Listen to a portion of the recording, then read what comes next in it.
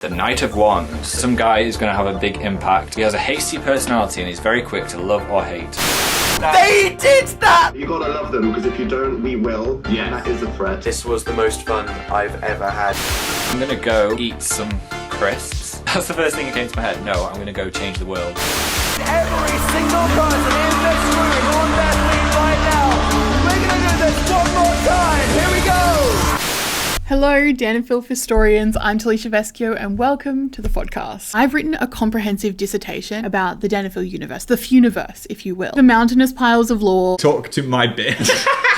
Open can. Dan and Phil being the Sophia, Grace and Rosie of the BBC. This one for the boys, the boom assistant. And the humble origins of capital Leicester. I'm ready. Because the nature of Dan and Phil lore doesn't necessarily follow earthbound rules, this is not going to be chronological. So if your favourite piece of history doesn't get her flowers, doesn't make the cut, sorry, join me in the comment section and we can reminisce together. Creativity is nothing without friendship. So meet my friend, Jose Cuervo. Jose Cuervo were actually so excited to support this series, support us, and bring the fans together. This is the Jose Hotline. Fun. Fannies from all around the world are going to be calling in because, as you can imagine, there's a lot to get through. Everyone who calls in has a chance to win a Dan and Phil gift pack. Jose Cuervo Tequila is actually celebrating the release of their 2 new bevs, Limonada, which is a super refreshing serve of Cuervo Blanco, and a new flavour of a junkie fan fave, Jose Cuervo's sparkling coconut margarita, tropical holiday minus the pontoon experience. We need to get off the sea. If you're one of the lucky little winners, I'm going to pack a few up to send to you so you can also try the new flavours for the first time. Grab a drink, grab a snack, and let's begin. If there's one thing about Dan and Phil, they're always at the scene of the crime. That poor person trying to get a video of Pedro Pascal at the Avida red carpet, and then Dan and Phil just like eclipsed the screen. Remember when they were just like in the studio audience for the Jeremy Kyle show? Or when Dan hosted that esports documentary and he was just walking around the whole time? They were on like a game show on TV in the UK. Speak. The Today Show, when they were here for Tit as well in Australia. TikTok terrifies me. Phil getting bit on the Florida was from a morning TV situation as well. I feel like maybe TV is just not for them. Maybe the most rogue place that I've seen Dan and Phil is the church. Now stay with me. Dan and Phil's religious alter ego, Sister Daniel's father Philip, feel like they've always been within them. Before Father Philip, we had the equally paternal Dad Cleaner. Here you go. Stop calling me Dad though. Before Sister Daniel, prepubescent Dan Howell was competing in national church puppet competitions. That's why I preach a life of sin. Can't believe you went to puppet. It's fine. I can imagine that confessing our sins to Sister Daniel was just as much a full circle moment for the ex-puppeteer as it was for me. Yes. Sorry, Grandad, I've got 2 elderly twinks to see. Okay. Yes, but you should be in a church, so you will be shamed. Yes. Dan dragged that fucking butt chair into a church for a sermon. Hello, sheep. But the reality is the brand of Dan and Phil became so iconic, so strong, that it went up against Jesus and Judas in an RPF poll and emerged victorious. Like, that's a biblical impact. Queer people gravitating towards religious imagery is like so common. Pop culture is chock-a-block with religious references. Sabrina got crucified for the Jesus was a carpenter merch. Gaga's Judas vid, God is a woman. Taylor's anti-hero funeral that was basically Back from the Dead. Chapel Roan, like it's all there. Maybe it's because so many of us were forced to go to church and like hand out the biscuits and do all that weird shit that you have to do when you go to church and you don't really have control over your own like life. But now that we're older, we get to recontextualize our religious trauma on our own terms. So where's the roguest place you've seen Dan and Phil? The Jose Hotline is ringing off the bloody hook. Brigid from America. Their cameo roles in Big Hero 6, they had a friend who was watching like an early cut and thought that the 2 technicians looked vaguely like Dan and Phil. They're also technically Oscar winners. Dan and Phil EGOT when I feel like we can achieve it if we just lock in. We just need 3 more awards. We've got Alexis from Brazil. What have you got for us? They are 2 gorilla brothers in a probably lost media Lion King series. When I say, oh, they are Disney princess, they're like, what?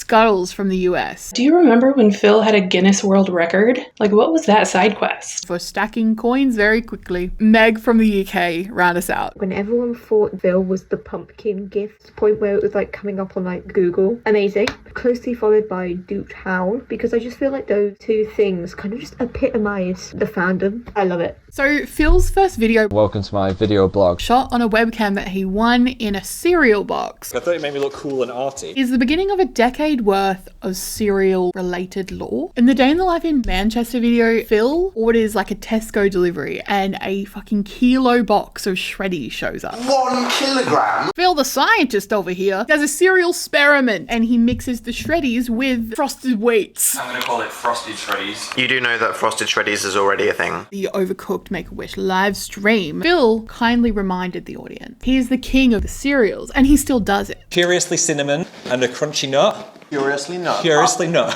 Friday night, am I right, brother? Where have we heard that before? Crunchy nut was famously the murder weapon in the serial thief trial of 2016, where Phil was exposed elbow deep in a box of dry cereal. Diabolical! So in the early 2010s, Kellogg's was sending their new cereal to all of the British YouTubers. In true capital Leicester fashion, the SponCon was so good that it kind of became just like part of the universe. Like very much the Dragon City NordVPN of her time, or the Jose Cuervo in the Talecia vescio universe. The lion and dinosaur onesies time capsule. Bill Lester is so fucking smart. The creation and sale of the 7-second challenge app, the creation and sale and the relicensing of Truth Bombs to something as massive as Mean Girls, they were money moves. Starting IRL merch was a money move too. IRL merch, famously, What the fuck? she's got her hits and her misses. But in a time where YouTubers were like scrambling to understand and like harness the influence that they had, Dan and Phil were taking ownership. Dan and Phil Beats also feels very full circle for creators to make royalty-free music that doesn't suck, that can be used in like videos and streams. Kevin MacLeod found shaking and quaking in the gutter. By riding Tabanoff and going on the first ever YouTuber tour, I think they really like set a precedent for what we could expect from our parasocial internet friends. Like getting off the internet and making tangible experiences for like fans of internet people was like something that was completely unexpected. So by wearing merch and having these kind of like other physical signifiers, we became clockable to other fannies, and it was like we were part of something like really cool and special. Terrible Influence felt like that tenfold. Photo cards were the perfect merch item to release for this tour, like sitting on the floor of the State Theatre in Sydney and just trading cards, and then also later trading with other fannies on Twitter around the world. Other notable merch before I move on, the blanket is also my favorite piece of merch that I own. The Fringe Tits merch, What the fuck? stop the world on its axis. The Doomed Hat, that is a topical cure for Phil's migraines. The Norman merch, that was released post-mortem, but like Phil didn't announce the death until after everyone had bought it. Amazing work, Capital Leicester. Amazing work. So rewatching The Day in the Life of Dan and Phil in London is like a fever dream. Zoella. Tyler Oakley's birthday. Jack's clap. It's just like so interesting to watch, knowing that so many of these friendships was situational. I mean, because at the time we thought everyone was super close. Louise Pentland, you may have known her as Sprinkle of Glitter. She was saying a while ago that she just fully lost touch with the Brit crew because she was like, yeah, I'm at a very different point in my life. She had already had a kid by the time everyone was doing the fucking Chubby Bunny challenge or whatever. Dan and Phil even said in the Junkee interview, they'd collabed with people in the past who showed up with like a full fucking entourage. That doesn't really bode well for like personal bestie time. From what I can gather, like Dan and Louise were proper like friends. The escapades of the fancy dinner and the leg waxing, two of my favorite Dan videos. I think it just makes people close whether you want it to or not. And she was one of the 4 guests on Dystopia Daily. So it was Louise, Dodie, Phil, and his grandma. Shout out Veronica, another actual friend, and I'm so excited to talk about this. Kick the PJ. Kick Gib. So Kick the PJ is like alternate universe Phil in the way that like Anthony Padilla is alternate universe Dan. His brain is like absolutely fascinating to me. And I'm personally just like very inspired by him. Fun fact, when I first published my interview with Dan and Phil on Junkee, PJ was streaming on Twitch at the time and he said that he'd been mentioned in the article. There's an article with a title, Dan and Phil are standing pussy to the world. And I was mentioned in it. Glad to be a part of that. Shout out PJ if you're watching. So YouTubers of the 2010s were like so Christmas coded. Vlogmas was such a massive thing. I can only assume for the creators that it was a lot of work. For us, for the people watching, it was so comforting. There's nothing that gives you more pause than like over the Christmas break, sitting around this dinner table with your blood relatives and you're like, I have nothing in common with these people. That little moment that you get to yourself where you can just go to your room and you just watch a video of someone opening their fucking Christmas presents or decorating their tree or walking around the town square with the fairy lights and stuff. It's like, you can kind of breathe. Not to speak for all of us, but like no wonder we built such parasocial relationships with these people. We were watching them at the same time as starting to understand the concept of chosen family. The gay people in my phone, like, yeah, it's kind of everything I'm looking for. One of my personal comfort videos is the festive day in the life. And for breakfast, we come full circle all the way back to shreddies. We love shreddies! So while the objective of this vlog was a festive quest to find Takedo, that like board game that they played at PJ's birthday party, I couldn't be more dead ass when I say this video is Christmas to me. Sexy ghost star. boing. Side note, at this point, Danville Games had only existed for like 4 months. The gaming channel also celebrated their first Christmas. Hello, Danville Games, winter berries. I remember watching the festive day in the life video from my bedroom here in Sydney and thinking, damn, that's beautiful. I was experiencing, like, completely honestly, like an unbearable level of FOMO. My sister Emily, say hi. Festive day in the life video was uploaded on my birthday. We proceeded to then go to the UK the next year, and I felt sort of at home on the opposite side of the world doing things that my little friends from the internet had done last year. Like, that was just, yeah, I think that was just really nice. And it was on my birthday.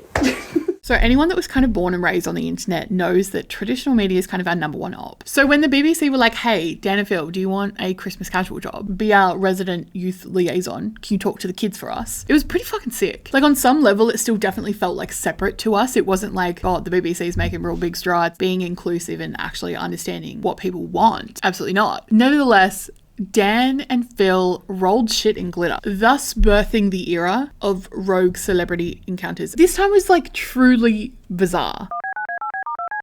Calen from the US has called the Jose Hotline to sum it up for us. Canoe bitten in the Florida. Pete Wentz unfollowing after a joke tweet. Unfollowed me. Tom Daly diving tips. No, but seriously, imagine it. So they were somehow just always in a situation. Who else can say that they interviewed One Direction in a bathroom and made them do animal noises?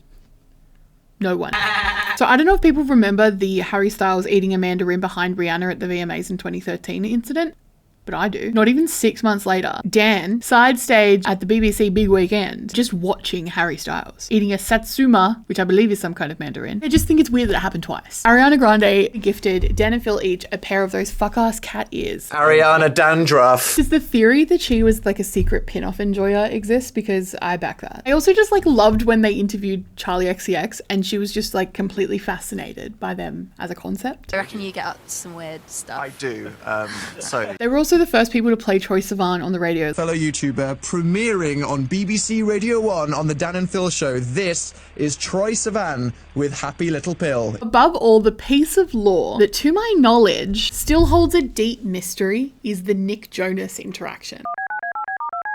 Min from Sydney is on the Jose Hotline. Hey, buddy. My favourite niche lore. Hey, buddy, you in London? We're never going to know what Nick Jonas wanted. We don't know what Nick wants. And I think that's really great. Giving the people what they want. What a double-edged sword that turned out to be. Dan and Phil always kind of promoted this like crowdsource culture. Even back in the BBC days with the request show, You Now, internet support group, pin off, we were always a part of it. The giving the people what they want era, I think, lasted a lot longer than any of us maybe care to admit. Like, started earlier than we think too. We could tell that they were creatively burnt out and the inside jokes had kind of like stacked on so thick that they were kind of suffocating. I think the hiatus kind of came at a perfect time to like force a reset for everyone involved to find out who they were outside of this thing that we all love so much. Shout out Phil for babysitting us all through the hiatus. Yes, he's passenger princess, but he'll go full dad mode when we need to. When Dan left me for a while, I dyed everything in the house green. Kai on the Jose Hotline. Phil's little dye everything green mental breakdown.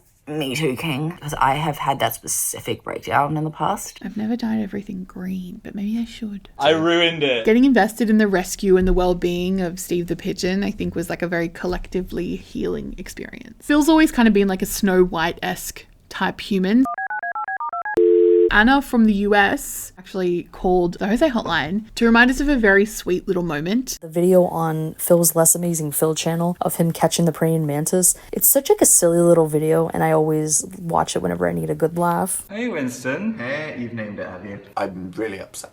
I'm a bit upset. I remember going to Doomed in Sydney and going, oh, that's Daniel Howell. We were so used to the irony and the sarcasm, the existentialism. And I think that we'd kind of become a little bit oblivious to what was actually real. I understand now that it was like by design and like to keep us at an arm's length. And to a degree, I think that still exists. The boundaries put in place now feel like they are deployed like less out of fear and more about a self-assuredness that didn't really exist before. Basically, I'm gay changed everything. Phil came out around the same time and everyone just agreed that they weren't gay until 2019. Dan and Phil were suddenly in on jokes that they'd previously avoided and used them as clickbait YouTube titles. It felt like we'd properly earned their trust for the first time ever. The stereo shows like brought us so much comfort. It kind of felt like we were moving with them. Like they were packing us up and bringing us to the new Faust, to their new life. I think the people that stayed through the hiatus have been able to really witness Dan and Phil become really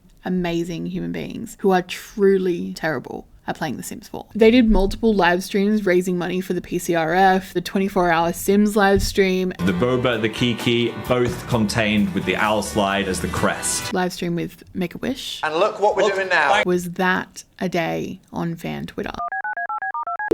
Avalon called the Jose Hotline to tell us her favourite moment. The ketchup plate. In our boudoir, in our kitchen. If Daniel, together, you, Alice, I'll go the other side. I have never. This has been an emotional experience. Of course, everyone remembers where they were.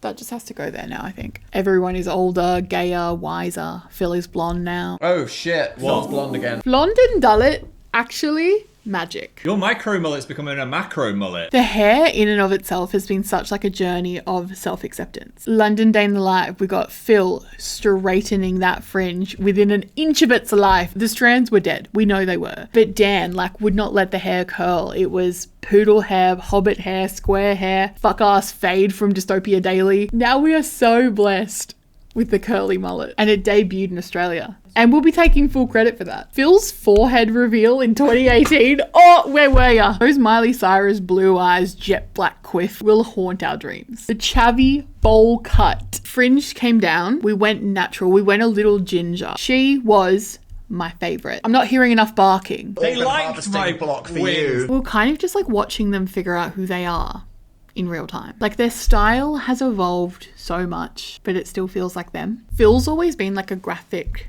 tee person, and Dan is like not satisfied with a piece of clothing until it's got like whips and chains and like just crap like hanging off it. Dress to Impress, the game, and then the IRL like styling video, like some of my favorite newer content from them, because it's just so obvious to me how much fun they're having. Brom, bitch. But The Sims 4. What the fuck? If there is something that maybe you would know me for, it could be. My notes are as follows. The house is very ugly. There are still no windows. That is a fact. That is a problem. The hair, the makeup, the outfits are also really ugly.